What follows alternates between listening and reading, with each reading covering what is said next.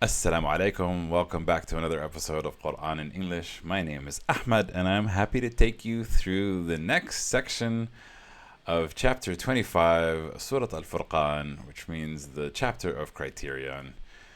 It's been a bumpy ride. I was kind of considering redoing the last couple of episodes because I was not in the best headspace or heart space, let's just say that. But I think that's a part of the journey of discovering religion and God and spirituality. You're going to have moments when your faith is tested. And that's what happened to me over the last while. And I am continuing to try and learn and do different things. So bear with me as we do changes in this channel. But yeah, I'm trying to find my groove, find my rhythm. Which, one thing that I did in the last episode, which was not listen to the speaker, or rather speak it myself. And then I listened to the older videos and I'm like, I really like the speaker's voice. And yes, that holds true. They recite it better than I do, and I'm not giving it any sort of melody or rhythm, or it doesn't sound as nice. However, I would like to improve my ability to read the Quran, and practice makes perfect, which means we're going to suffer at the beginning.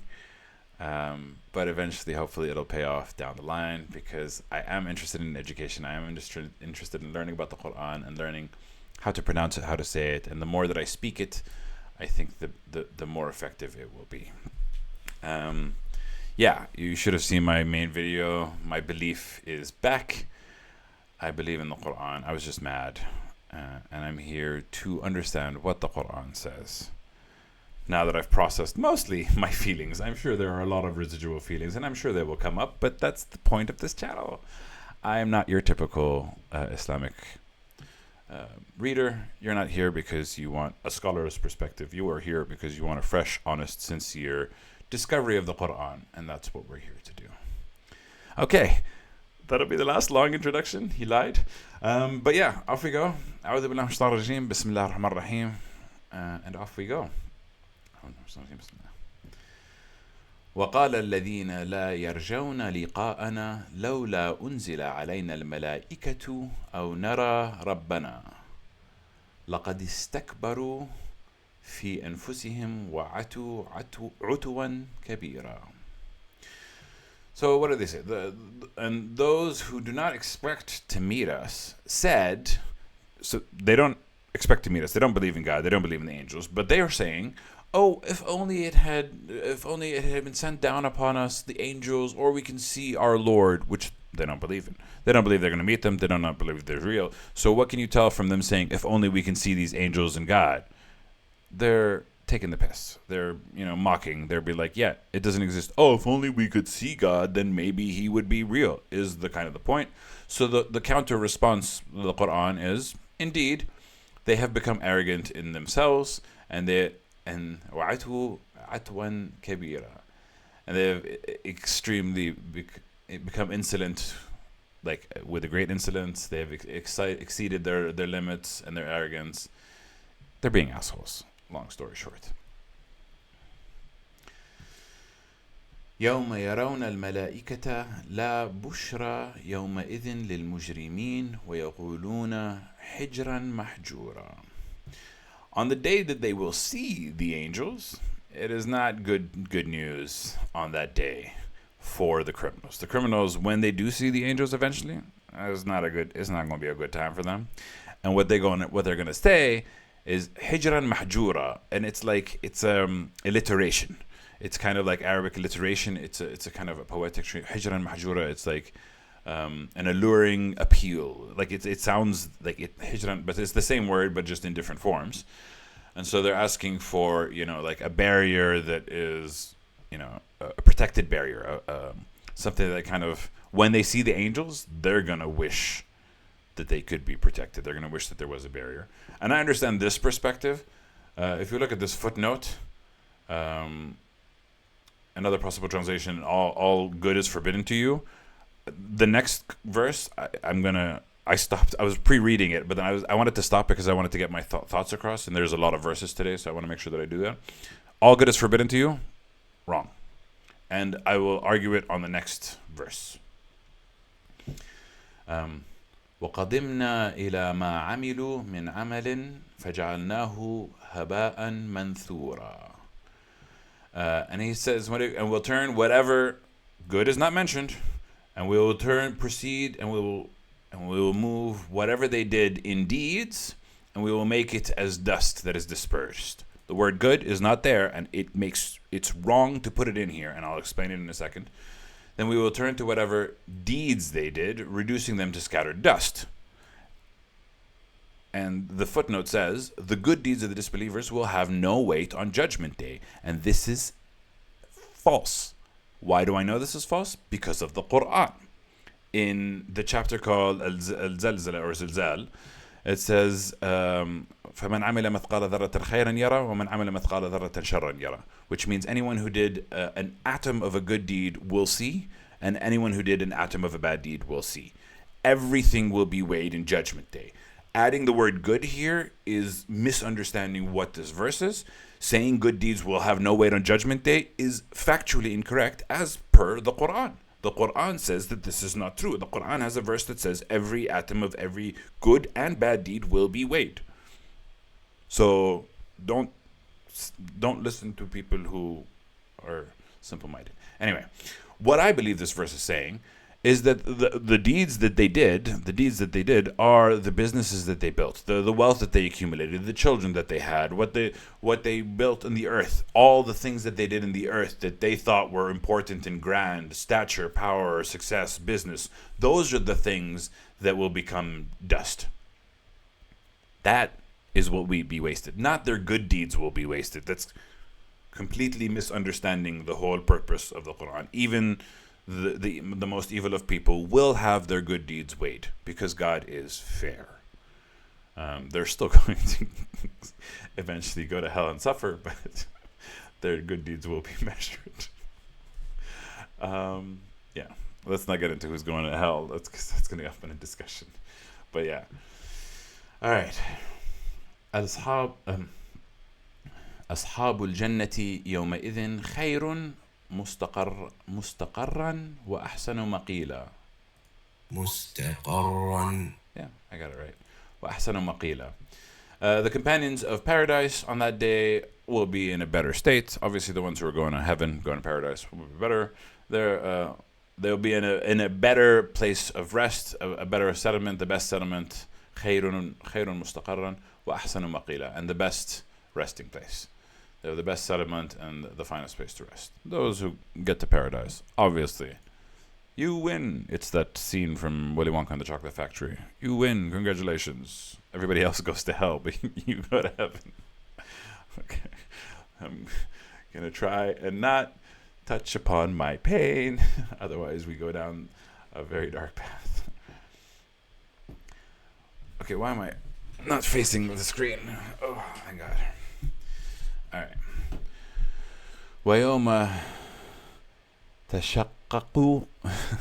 ويوم تشقق السماء بالغمام ونزل الملائكة تنزيلا. تشقق. Yeah. See, I just got to check the pronunciation a couple of times because, again, working on a new skill. And on the day that the heavens, the skies will split open with clouds, and the angels will be sent down, descending. Ooh, now, the first thing that comes to mind when I read this verse is Jesus' prophecy. I believe his prophecy is in a couple of the Gospels. Again, I have my doubts about the Bible in general. However, I think 3 of the Gospels corroborate this specific story, and that's when I go like, okay, if 3 people who were at the time of Jesus say this story, you know, the 3 disciples of Jesus, not the one that wasn't a disciple, but all 3 of them said that Jesus said that there will be a point where the heavens or the Son of God will come down from, and again, Son of God doesn't mean literal Son of God, because we're all children of God in a metaphorical sense. But the point of the analogy is that they will descend with the angels and the Son of God from the heavens to kind of usher in a new age, a new day, and defeat evil, so to speak. And this is the first image that comes to mind. So I am linking it to something that is in the Bible. I will have to review it, but to be honest, we'll keep the Bible till when we get to the Bible. I've been studying it on my own, a little bit here and there from different sources, but I don't know if I want to study the Bible. I do want to study the Gospels for sure, but not the Bible. But let's not get into that.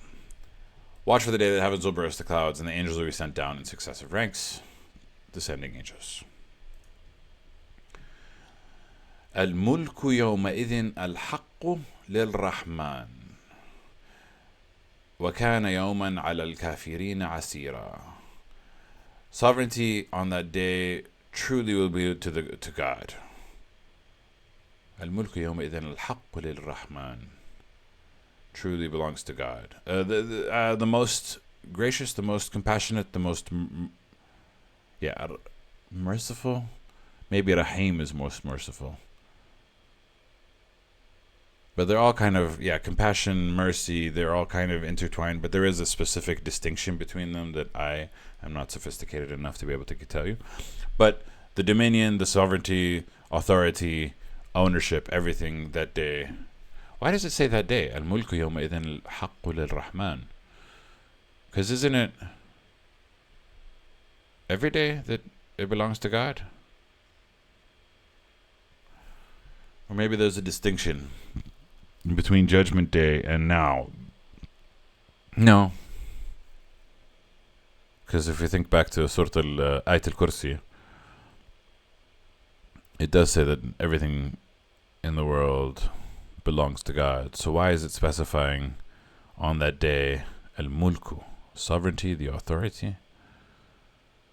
وسع كرسيه السماوات والأرض ولا يؤوده.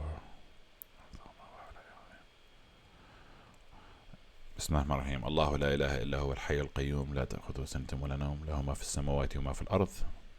له ما في السماوات وما في الأرض. To him belongs what's in the heavens and in the earth. So why does it say on that day? Why is it specifying on that day? And it will be a day on the disbelievers very difficult. See what the footnote says. Some people, like kings and rulers, have some sort of authority in this world, but on Judgment Day, God will be the sole authority. Oh, okay. Maybe so that's kind of okay. So while everything on earth belongs to God and is within God's dominion and control, there are subsequent controls within certain areas and populations. There are governors, there are kings, there are sultans who have some form of control, but on that day, nobody will have any control except for God, which kind of ties back into the deeds. Whatever they did in deeds, we will make it into dust, which means this is what it's talking about. Their dominion, their ownership will be turned to dust. Everything that they think that they own will be gone. Fair. ويوم بعض الظالم ويوم يعض الظالم على يديه يقول يا ليتني اتخذت مع الرسول سبيلا. And on the day, the wrongdoer will bite on his hand, and he was like, fudge, on his hands, and he will say, oh, I wish I had taken with the messenger away, which means I wish I had, listened to the messenger. I wish I had talked to them. I wish I had spoken to them. Which always, doesn't this apply to the time of the messenger? It does. I mean, obviously, there's a long-standing theory that I have that there will be a messenger after the prophet, Prophet Muhammad. There won't be a prophet because the Prophet Muhammad will be the last prophet, but there will be a messenger. So maybe it'll apply again. But then even if there's a messenger now, if there's a messenger these days of the caliber of, one of the grand messengers, then there was still 1,400 years without a messenger. So this statement doesn't really apply to them. Obviously, you have the message of the messenger as well. So you have Muhammad's message, you have Jesus' message, you also have Moses' message. So maybe there's a way, if you find a way with the messengers to find a way with their words. Yeah, fair. Interesting. يا ويلتا يا ويلتا. يا ويلتى. Yeah, I was right the first time. يا ويلتا ليتني لم أتخذ يا ويلتا ليتني لم أتخذ فلانا خليلا. Okay. I mean, we were going to read 7 verses before we get into a verse that brings about the darkness that I've been facing. So, woe to me. Shucks. I wish I hadn't. I wish I had not taken that person as a friend. Why you gotta do this to me? Because you gotta deal with your excuse me for not finding a better word. You gotta deal with your shit. And so this is my shit. So the past couple of months, if you'll notice that I've struggled and I've been depressed and my heart's been a little bit broken and my faith has been a little bit shook because my bestie, Wahab, passed away. I will never regret being his close friend, and I am forever grateful for him in my life. The reason why I've been struggling and frustrated is because he adamantly said that he didn't believe.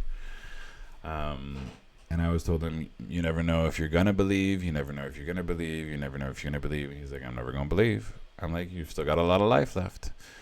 And then he died. And he died with a wine bottle in his hand. Sorry, I should apologize for dark topics, but also we need to grow up as a society and we need to deal with these things. These things are real and we have to deal with them. If you don't want to deal with them, you don't have to watch. It's fine. So I'm pretty sure that he died as a non-believer because I cannot imagine that he converted to Islam with a wine bottle in his hand, you know? So I've been struggling because there's a verse in Surah Al-Baqarah that says, he who dies as a non-believer, then the curse of God, the angels, and all of the people will be upon them. And I was like, how severe a punishment for a person that I considered a friend and I loved and he loved me, and yeah, he was a good man. He had 2 children. He was a good father. You know? I was struggling. I still am a little bit struggling with this whole concept. The one thing I can tell you is that I'm not this type of person. But this person's not. This verse is not talking about me, right? This verse is talking about those who did not believe, did not find the message, did not try to figure it out and find the answer. And they will be sad about the friends that led them astray. So it doesn't really apply to me because my friends didn't lead me astray. I don't think anybody can lead me astray. I am entirely responsible for my own actions. But for a lot of people, for a lot of us, we are affected by our friendships. We are affected by the people around us. I just realized I'm not streaming. That's fine. I'll stream the next time. Yeah. I'm just sad. Sad that my friend passed away. And I've had to kind of accept it. But my friend didn't want to believe. He actively chose not to believe, and as a result, he didn't. And so he falls within the category of people who chose not to do that. And I had to just accept that I'm going to lose some people, and I'm never going to see them again, possibly. I don't know. Again, he might have believed in his last moments. Maybe. I don't know. Maybe there's a way for God to forgive him because God's mercy is much greater than we imagine. I don't really know, but I've had to deal with that loss. So, not related to this verse, but kind of related to this verse, talking about a friend and also talking about my struggles to share them with you. Anyway, لقد أضلني عن الذكر بعد إذ جاءني وكان الشيطان للإنسان خذولا. verily he led me astray from the reminder after it had come to me. Now that kind of does apply to me, because in my friend's death, I definitely took a few steps back from mentioning God and thanking God and reading the Quran. It was just too much. So in some sense, my friend did lead me astray through his death. Not for long, but just for a bit. Sure. God, it's so deep, man. Why we gotta be so deep? Can we keep it light? I mean, we are talking about life and death and belief, and this is all real to me. So, yeah. Anyway, and the devil was to mankind a deserter, a betrayer. Satan has always betrayed humanity.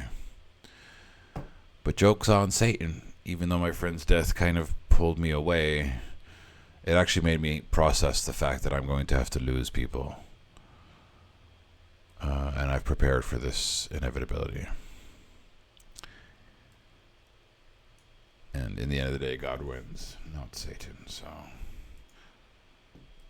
I was going to say place your bets, but maybe not the best the best analogy for a religious channel. But hey, I am not your average religious person, as you have noticed by now. وقال الرسول يا ربي إن قومي اتخذوا هذا القرآن مهجورا. That's definitely something that if a messenger of this day and age would say this.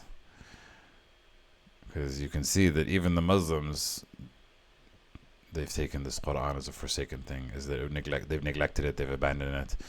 So, but let me say, and the messenger said, "My Lord, indeed my people have taken this Quran, they've forsaken it, they've stopped looking at it, they've stopped reading it, they've abandoned it." And I find this even in Muslim majority countries. I don't find them strictly following it, to be honest. But not even strictly following it, because some people are strict, but not even because of the Quran to be strict. They're strict because they follow their people, not they follow the Quran. But let's not get too technical. وكذلك جعلنا لكل نبي عدوا من المجرمين وكفى بربك هاديا ونصيرا. And thus we have made for every prophet an enemy among the criminals. Now, we all, as per the Quran, we know that the last prophet was the Prophet Muhammad. There were no prophets, and there will be no prophets after Muhammad sallallahu alayhi wasallam, peace be upon him. So, thus we have made for every prophet an enemy among the criminals, but sufficient is your Lord as a guide and a helper. And this is kind of the main point that I was frustrated with, and the main point that I was struggling with, was that at the end of the day, the person who's guided to God is the person that God guides to him. And I firmly believe this. I still believe this. I do believe that free will exists, and I believe that if you actively reject guidance, you will not be guided, 100%. But I do believe that God can guide whom God wills. Honestly, God could guide us all and guide everyone, but God doesn't want to, and it's not for me to understand why.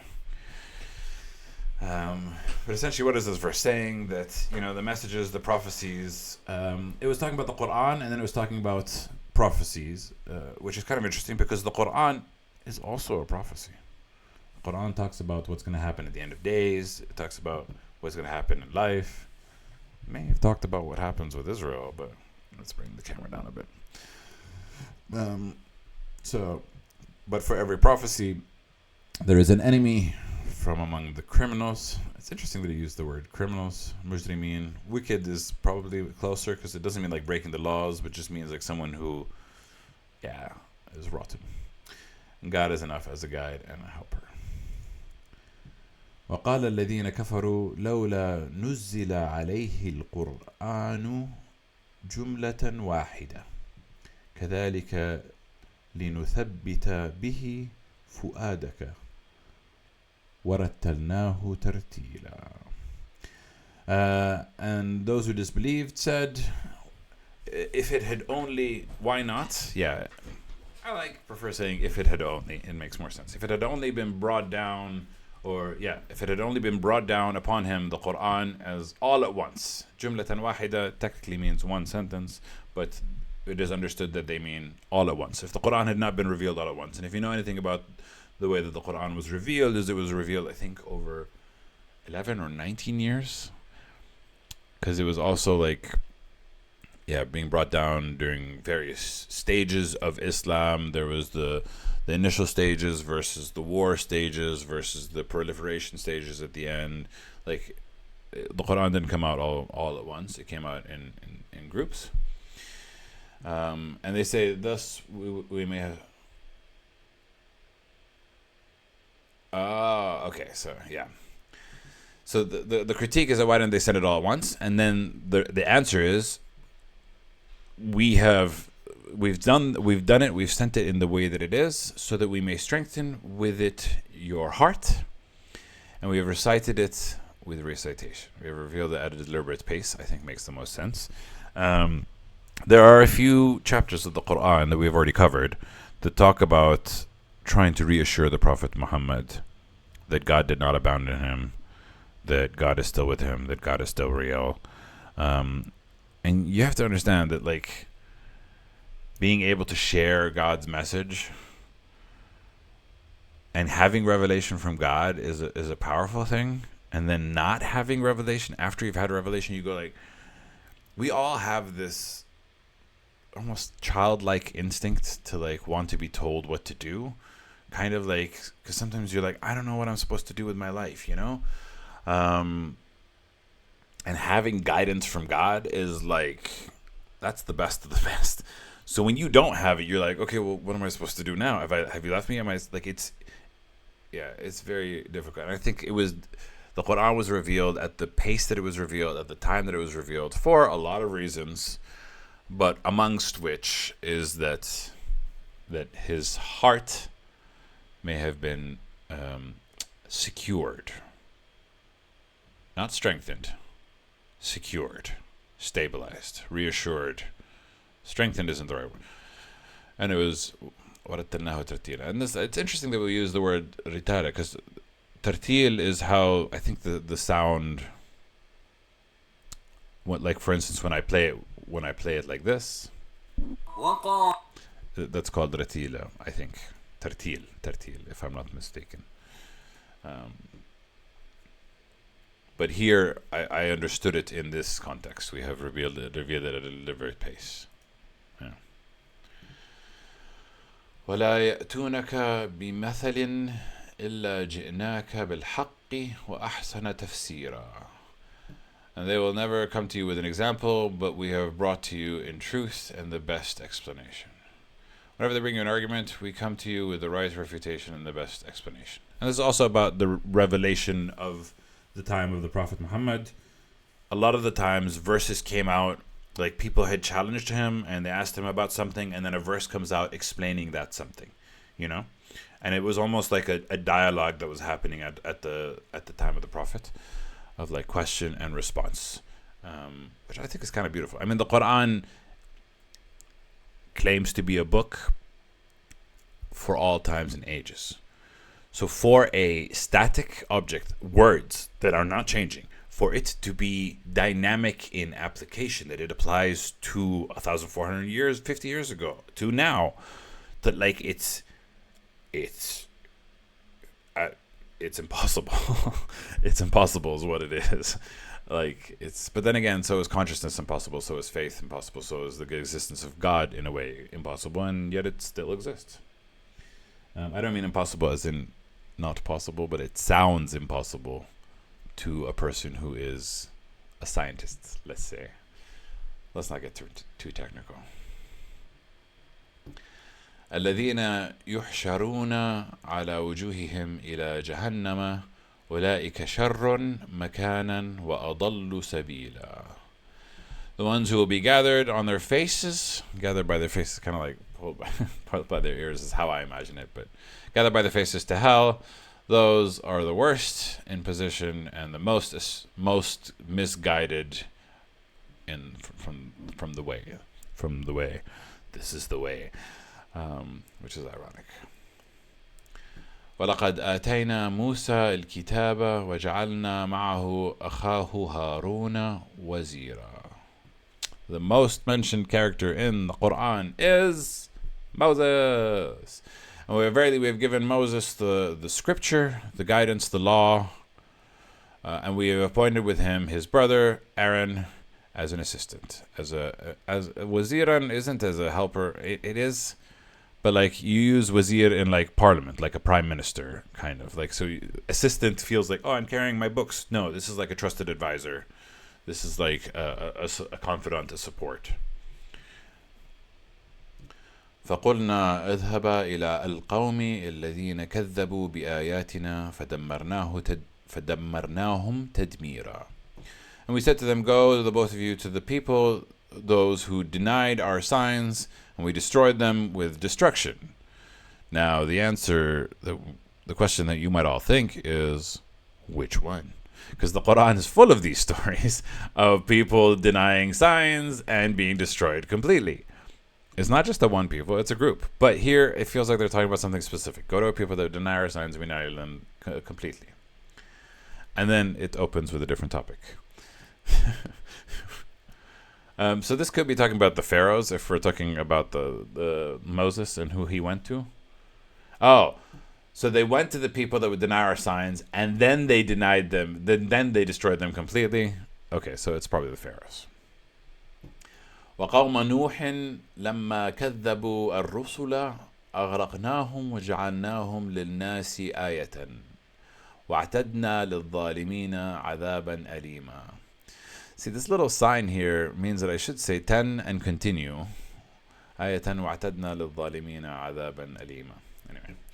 And the people of Noah, when they denied the messengers. Oh, interesting that they say the messengers, which means there were other messengers at the time of Noah. It was Abraham and Lut together. So who is the messenger at the time of Noah? That wasn't Noah. Interesting. When they denied the messengers, we drowned them and we made them for mankind a sign. Which again, I always struggle with, like, because how do I know that people drowned? You know? Maybe it was more obvious back then than it is now. And we have prepared for the wrongdoers a punishment that is painful. Oh, 11:11. Hi, Polly. Love you.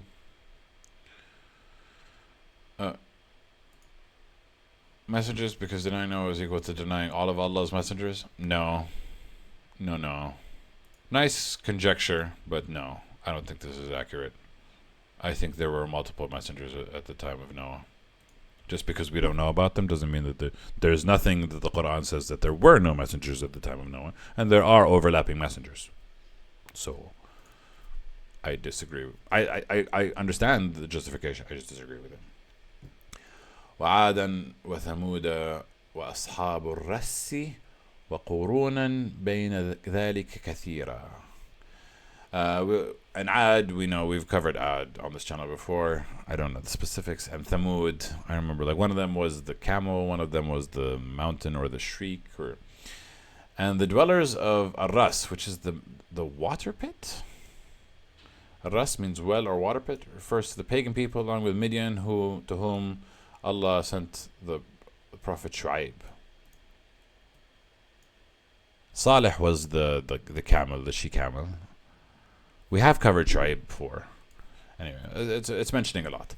وَقُرُونًا بَيْنَ ذَلِكَ كَثِيرًا. And generations between that many. So there are many stories. We've covered many of them in the Quran, but apparently there are many more. The Quran does not cover all the stories and all the civilizations and all the messages.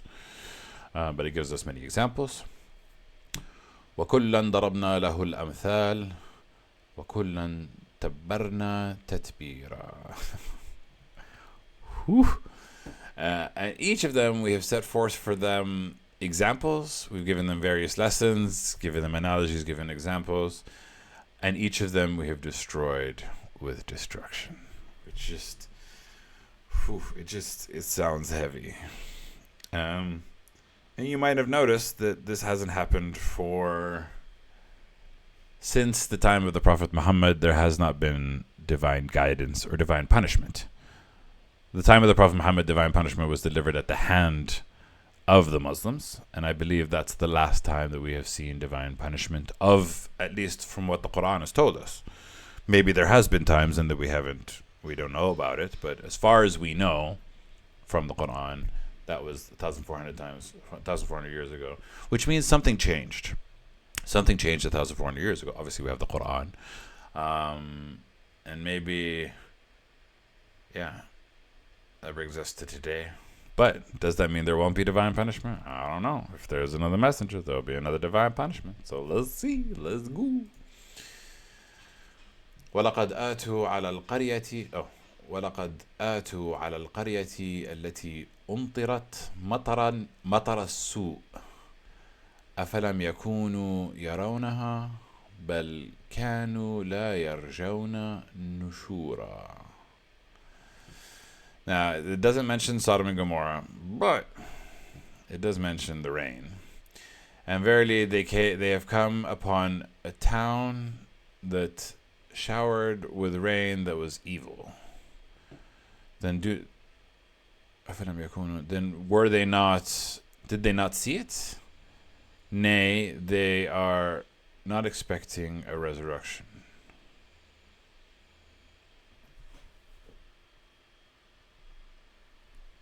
Okay, several questions. Who is they?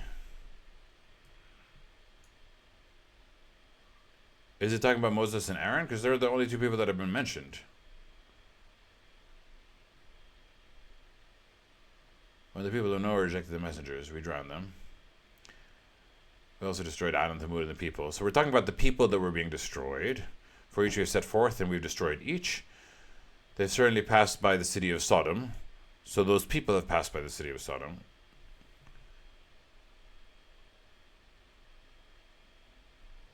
I'm pretty sure Abraham and Lut were after Noah.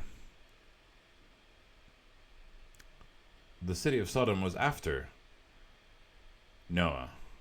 So it can't have been talking about the people of Noah. So who is they?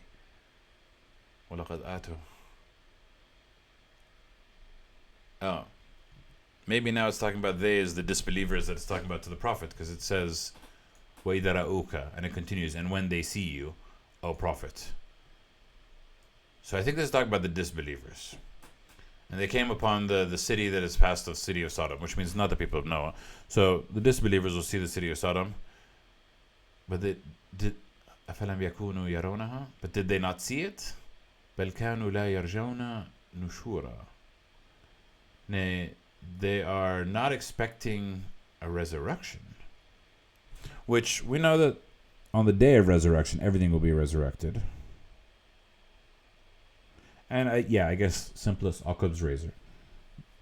They will have seen the ruins, but they still somehow don't believe in God's divine judgment or resurrection. وَإِذَا رَأَوْكَ إِنْ يَتَّخِذُونَكَ إِلَّا هُزُوًا أَهَذَا الَّذِي بَعَثَ اللَّهُ رَسُولًا. And when they see you, do they not take you except in mockery? Is this the one whom God has sent as a messenger? They're making fun. This is the one. To be honest, if there would ever be a messenger from God in this day and age, people are going to do the exact same thing. They're going to make fun. They're going to be like, you crazy, you schizophrenic, you bipolar. Just saying. إن كاد ليضلنا عن آلهتنا لولا أن صبرنا عليها وسوف يعلمون حين يرون العذاب من أضل سبيلا. He would have almost misled us from our gods if we had not been steadfast to them. So they're saying the messenger comes and tells them about God, and they go, oh, he would have distracted us from our gods if we didn't hold on to our gods. Which means what? They actively denied God by holding on to the gods. This shows an active participant, an active choice to not believe and to believe in something else. And they will know when they see that the punishment, the torment, the suffering, who really was the most misguided, confused, and led astray. أرأيت من اتخذ إلهه هواه أرأيت من اتخذ إلهه هواه أفأنت تكون عليه وكيلا. This is why I gotta practice the Quran, because it's very sophisticated Arabic that we do not speak these modern days. So, have you seen who takes his God as his own desire as his God? Then would you be over him a guardian? Would you be a keeper over him? Yeah. Have you seen the Prophet, the one who has taken his own desire as his God? Will you then be a keeper over them? Which is, what is this saying? Again, the word prophet is not being mentioned in this statement. Whenever you see this little symbol followed by this little symbol, just know it's not in this verse, and they're just adding it. Because again, the point of the Quran is that it applies for all of time. Therefore, it may apply in the future if there is a messenger. Just saying. I know I said it a million times, but I'll say it a million more, because I don't shut up once I believe in something. Have you seen the one who has taken their own desires as God? Will you then be a keeper over them? Which means, yeah, anybody who takes their own desires as God, which anyone that's been in Western civilization can see. Oh, I'm so great. I'm so fantastic. This is an ironic question. Will you be a keeper over them? Because the answer is no. A rhetorical question. The answer is you're not going to be a keeper over them. But also, the Prophet, the messenger's job is not to be a keeper over anyone anyway. That's why it's kind of ironic, right? I think the idea here is to get the messenger or prophet to let go and not be a keeper over them because they're following the wrong thing. أم تحسب أن أكثرهم يسمعون أو يعقلون أم تحسب أن أكثرهم يسمعون أو يعقلون إنهم إلا كالأنعام بل هم أضل سبيلا. I know I said الصلة إنهم إلا كالأنعام بل هم أضل سبيلا. Or do you think that most of them hear or understand? No. Oh, do you think that most of them hear or understand? No, most of them are like cattle. Nay, they are the most astray from the way. Several things about this I want to say. They neither pay attention nor think for themselves. They only follow others blindly. Now, I'm sure every single viewer can attest to this fact. There are many people who are sheep. Many people who don't want to think, who don't want to be critical, who just want to be told what to do and just do the thing, and they're not trying to figure out the answer. I like to call them the NPCs, the non-playable characters of this world. In a video game, NPCs are the computer program, and then the PCs are the player characters. So NPCs have no free will, have no choice. And humans technically have free will, but if you don't use it, you're practically a part of the scenery. You're not real. Not to me. So they are like cattle. Nay, they are the most astray from the way. I'm just going to take a moment and say, I've missed this. This has been fun. ألم ترى إلى ربك كيف مد الظل ولو شاء لجعله ساكنا ثم جعلنا الشمس عليه دليلا. Have you not seen how your Lord extends the shade? He could have made it simple. He could have simply made it remain still, if so he willed. Then we make the sun its guide. Have you not seen your Lord how he extends the shadow? If he wanted, he would have made it stationary. Then we made the sun for it an indication, a guide. Yeah, it's interesting. Light could have been static. We could have always been in light. We could have always been in darkness. But the sun kind of indicates the darkness. The sun indicates when there will be light, when there will be darkness. And I've always, I like the idea of us being in a clock. It feels like, yeah. I love the idea that we have sun and we have darkness. I love the idea that we have both. You know what I mean? ثم قبضناه إلينا قبضا يسيرا. Then we seized it towards us with a gradual seizing. Yeah, qabd is to seize something, to grab it. So if you can seize a criminal, for example.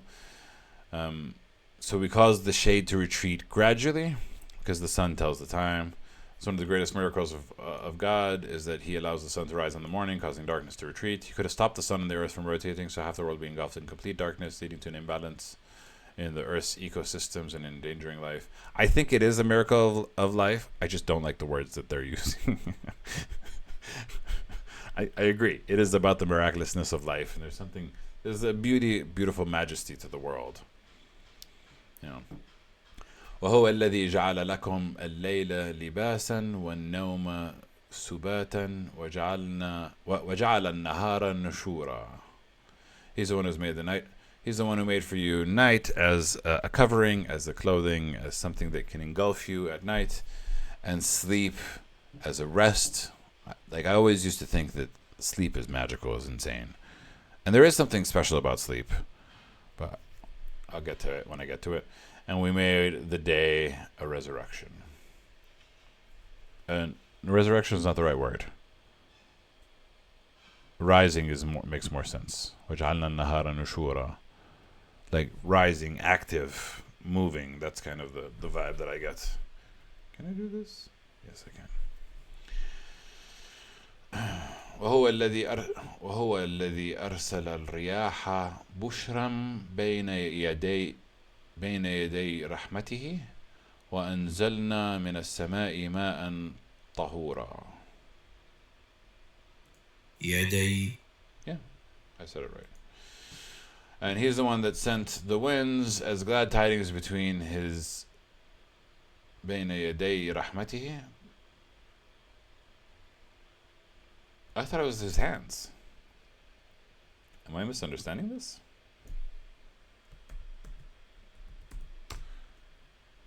Arabic.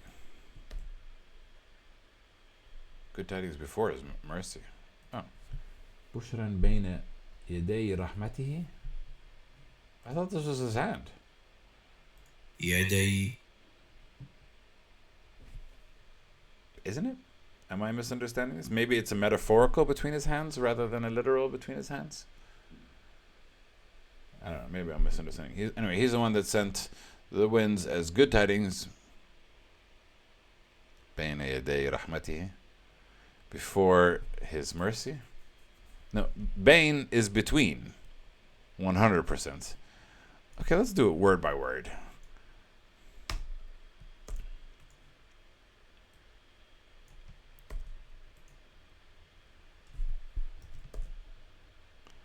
Before His mercy? Yaday? Rahmatihi is His mercy. Yaday is His mercy? My hands! There you go! It's going crazy!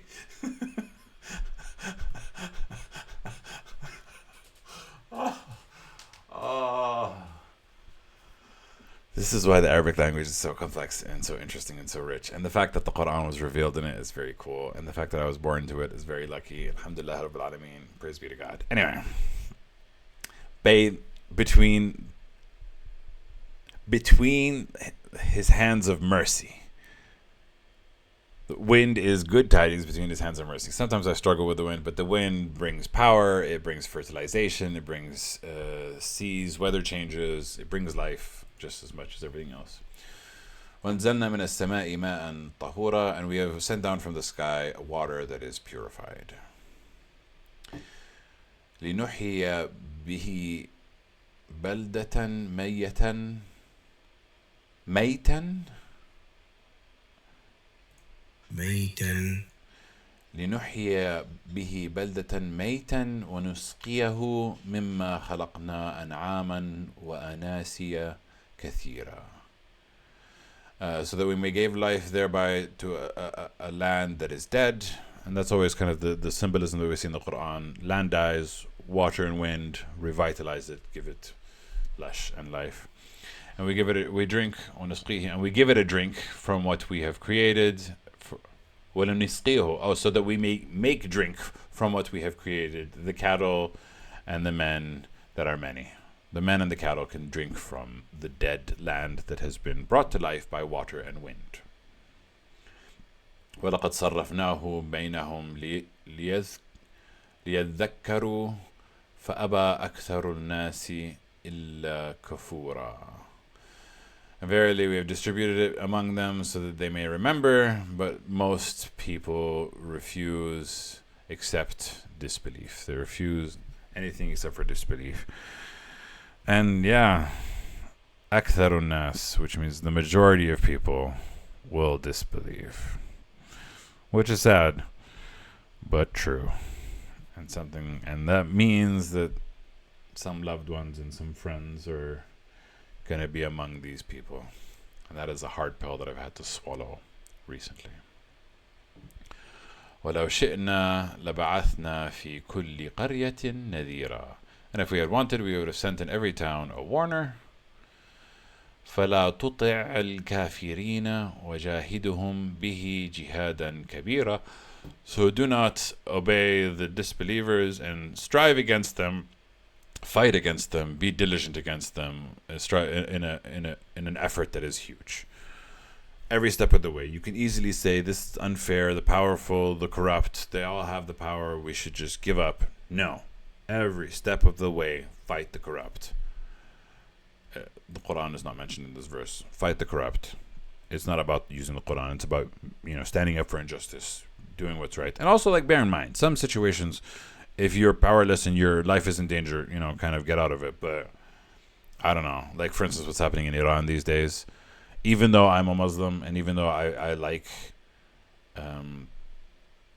spreading the word of Islam, I think that what the Ayatollah have done in Iran is quite terrible and quite a big abuse of Islam, in my opinion. But again,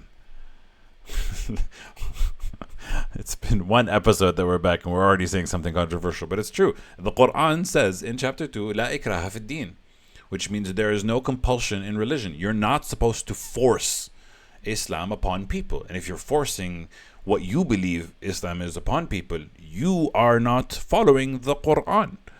Therefore, you are the problem. How many controversial things can Ahmed say in one episode? Oh, that's the last verse for today. Okay, cool. It was a long episode today. Yeah, 53 minutes. Whew. Welcome back. We're back. I'm back. I'm a bit more revitalized.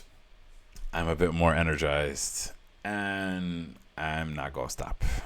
So, yeah, thank you all for joining me. As usual, we always end with Sadaq Allah al-Ali al-Azim, and I will catch you guys. I don't know. I haven't figured out the schedule yet. I just knew that I want to start recording. I'll take it easy. You'll see me when you see me is the promise that I'll give you for now. Thanks. Take care. مع السلامة. Bye.